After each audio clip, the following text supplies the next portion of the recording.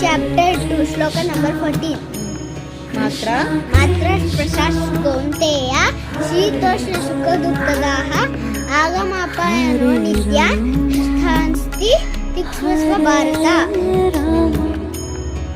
ನಮ್ಮ ಲೈಫಲ್ಲಿ sadness happiness ಹೋಯ್ತಾ ಬರ್ತಾ ಇರ್ತವೆ.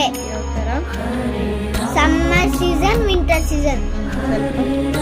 ಸ್ವಲ್ಪ ದಿವಸ ವಿಂಟರ್, ಸ್ವಲ್ಪ ದಿವಸ ಸಮ್ಮರ್. ಸ್ವಲ್ಪ ದಿನ ಹ್ಯಾಪಿ, ಸ್ವಲ್ಪ ದಿನ ಸ್ಯಾಡ್ನೆಸ್.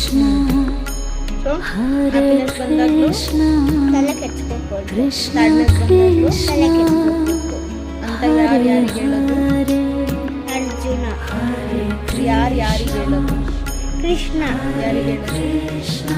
ಅರ್ಜುನ. ಕೌಂತೆಯ ಅಂದರೆ ಅರ್ಜುನ ಅವರ ಅಮ್ಮ ಕುಂತಿ. ಕುಂತಿಯವರ ಪುತ್ರ ಅರ್ಜುನ, ಕೌಂತೆಯ ಅಂದರು. ಓಕೆನಾ?